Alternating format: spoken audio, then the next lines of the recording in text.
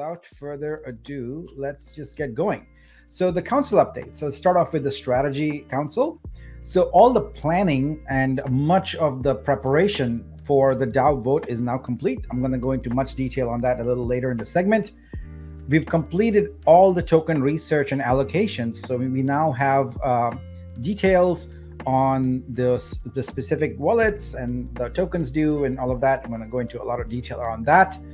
Based upon that research, we had to modify the cap table because it turns out that the prior numbers that were given to us were a little bit lower, just a little bit, than what we needed. And so we've modified the cap table a bit.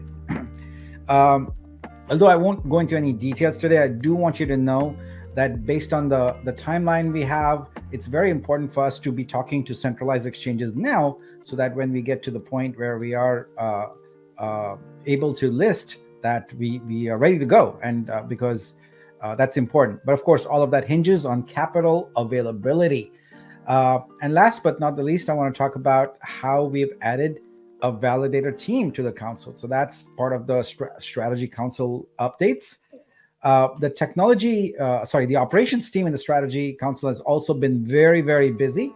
They've created the protocol for new hires and added a first couple into the marketing team.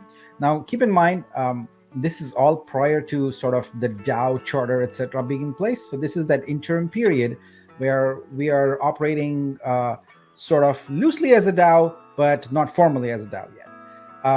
We've done a comprehensive amount of research on DAO charters, etc. There's a lot of data on that now. So the results of that will be forthcoming in the next 2 to 3 days.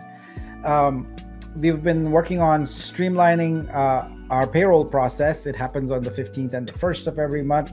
So we've kind of cleaned that up a little bit and made it a little formalized. And we're now working on specific position descriptions for all the team leads, what their roles and responsibilities are, etc. And finally, the operations team collaborated with the Creator Council to start negotiating with a fairly well-known art influencer and educator to start thinking about our workflow process for onboarding traditional artists onto Vitruvia.